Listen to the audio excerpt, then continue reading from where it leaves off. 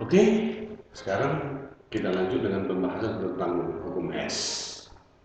Dalam termokimia ada yang namanya disebut sebagai hukum Hess yang menyatakan bahwa besarnya kalor yang diterima atau yang dilepaskan dalam satu reaksi tidak tergantung pada jalannya reaksi, melainkan hanya tergantung pada keadaan awal dan akhir. Nah, saya kira masih diingat tentang itu. Lalu, coba kita bandingkan dengan kehidupan sehari-hari misalnya, kalau saat ini misalnya kita di Bogor dan kemudian kita ingin pergi ke Bali. Nah, ada beberapa cara yang bisa kita lakukan. Ada macam-macam kan? Misalnya kita bisa naik pesawat, bisa naik kapal laut, bisa apa? Naik mobil, naik bis, atau bahkan bisa jalan kaki misalnya kalau perlu. Iya kan? Banyak orang yang bisa melakukan jalan kaki untuk jarak jauh gitu. Tapi intinya bukan itu sebenarnya. Intinya adalah bahwa kalau misalnya kita bepergian dari Bogor ke Bali, kalau cara yang kita pilih beda, kira-kira sama nggak biayanya? Pasti beda kan? Nah, sementara dalam hukum Hess katanya reaksi itu tidak atau kalori yang dilepaskan atau yang diterima dalam satu reaksi tidak tergantung pada jalannya reaksi, melainkan hanya tergantung pada keadaan awal dan akhirnya.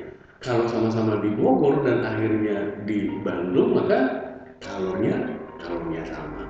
Itu maksudnya. Nah, jadi penerapan hukum Hess ini biasanya disajikan dalam beberapa bentuk. Yang pertama misalnya bisa disajikan dalam bentuk siklus. Intinya tadi, kalau awal dan akhirnya sama, maka kalori yang dilepaskan atau yang diterima sama. Akibatnya perubahan entalpi atau entalpinya akan sama. Sebagai contoh misalnya gini, kalau misalkan S atau 2S ditambah 3O2 menghasilkan 2SO3, delta H-nya ini misalnya delta H1, lalu diketahui bahwa S ditambah O2 misalnya menghasilkan SO2 ditambah O2, atau menghasilkan, kalau misalnya dalam hal ini menghasilkan 2SO2 ditambah O2. Kemudian delta H untuk reaksi ini misalkan adalah delta H2. Lalu 2SO2 ditambah O2 menghasilkan 2SO3, misalkan delta H-nya ini adalah delta H3. Nah, maka menurut hukum Hess, jika awal dan akhirnya sama, maka delta H-nya kan sama.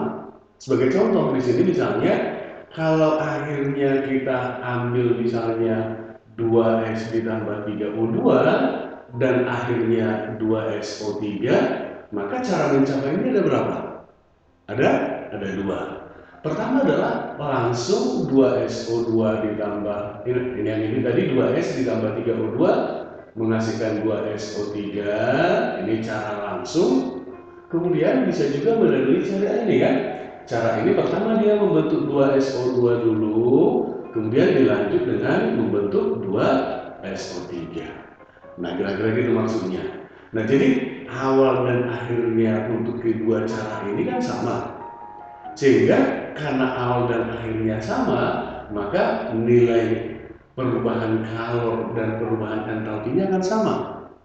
Untuk cara pertama, delta H-nya jelas kita lihat adalah delta H1. Kemudian untuk cara yang kedua, delta H-nya adalah jumlah delta H-nya, perhatikan, untuk ini menghasilkan ini, delta H-nya adalah delta H2, kemudian ditambah dengan ini menghasilkan ini, delta H-nya delta H3. Menurut hukum Hess, hubungannya adalah bahwa delta H1 itu sama dengan delta H2 ditambah delta H3. Bisa dipahami? Nah, kalau udah bisa dipahami, maka kita bisa menerapkan ke soal berikutnya yang sering muncul misalnya diketahui A ditambah B menghasilkan C ditambah D dengan nilai delta H-nya ini misalkan min 50 kilojoule, satuannya kilojoule biasanya. Lalu A ditambah B menghasilkan P ditambah Q dengan nilai delta H-nya sama dengan misalkan min 80 kilojoule. Ini delta H-nya. Lalu P ditambah Q menghasilkan R ditambah S dengan nilai delta H-nya ini misalkan sama dengan